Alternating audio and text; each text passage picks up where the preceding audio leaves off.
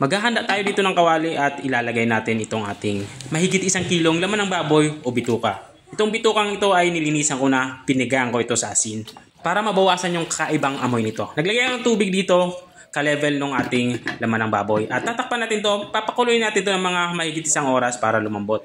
Unang kulo, naglagay ako dito ng pampabango, itong ating lemongrass o tanlad. At pagpatuloy lang natin yung pagpapakulo.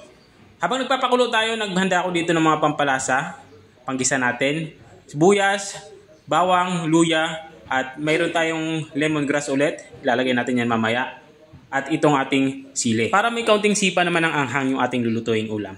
Pakalipas ng 1 oras mahigit, ay binuksan na natin itong ating pinapakuloang bituka ng baboy or laman loob ng baboy. Gagawin lang natin dito ay hanguin lang natin ito. Kumuha na nga ako dito ng malinis na lagayan at isa-isa ko ng hinango itong ating mga napalambot na laman loob ng baboy. At itong pinagpakuluan natin, hindi na natin kailangan yan, kaya tapon na natin. Sa parehong kawali, nilinisan at pinainit ulit natin ito. At nang uminit na, naglagay tayo dito ng kaunting mantika. Magsimula na nga tayo mag-isa dito sa parting ito.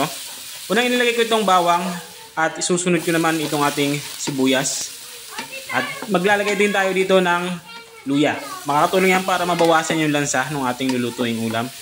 At maglalaglag na din ako dito ng dahon ng laurel para mas maging mabango ang ating ulam na lulutuin. Palabasin lang natin yung aroma nitong ating mga panggisang sangkap. Kapag lumambot na ito, lumabas na yung aroma, ilagay na natin itong ating mga nahiwang laman loob ng baboy. Gagawin natin dito ay i-sear natin to o igisa natin to hanggang sa lumabas yung mantika nito. At naglagay na din ako dito ng kaunting laman ng baboy. Ito yung karne. At para may nguya naman tayong karne, di ba? Hindi puro laman loob. Tuloy-tuloy lang tayo sa pagigisa hanggang sa maging ganito yung tsura niya. Kung nakikita nyo, lumabas na yung mantika na nanggagaling dito sa ating laman loob ng baboy. Maglagay na tayo dito ng mga pampalasa. Unang inilagay ko yung magic sarap, pamintang wasak o pamintang durog, at saka pampaalat natin, naglagay ako ng patis o pwede kayong gumamit ng asin dito, walang problema yan. Haluin lang natin para kumapit dito sa ating laman loob ng baboy. At sa parte ito, maglalagay na ako nitong ating dugo. At ang sikreto para hindi magbubo yung ating ilalagay na dugo ay tuloy-tuloy lang tayo sa paghahalo habang ibinubuhos natin ito. At matapos nating mailagay yung ating dugo ay tuloy-tuloy pa rin tayo sa paghahalo.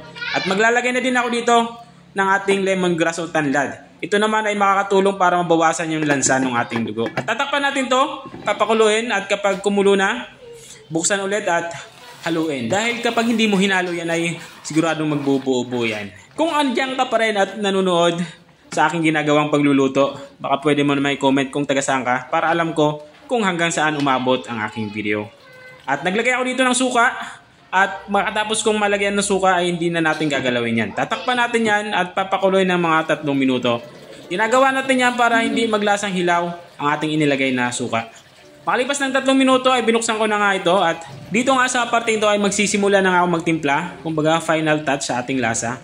Naglagay na nga ako dito ng patis kasi kulang pa ito sa alat. Saka ko ito hinalo para maging pantay-pantay yung lasa ng ating nilulutong ulam. Halos patapos na nga ako sa ating pagluluto kaya ilalagay ko na din itong ating sili. Ito yung ating panghuling sangkap na ilalagay.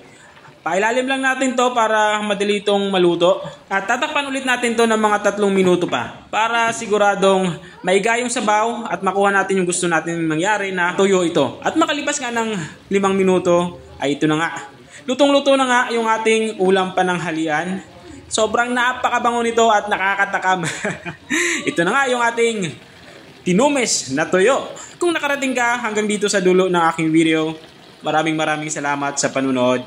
At kung nagustuhan mo naman yung bago nating recipe ibinahagi, baka pwede mo naman tong i-share o itag mo yung mga kakilala mo para sabay-sabay kayong magluto ng ganitong ulam. Pwede ito pampulutan at syempre pwedeng pang ulam. O siya, kita-kita ulit tayo sa mga susunod kong mga videos. Maraming salamat sa walang sawang suporta. Bye-bye!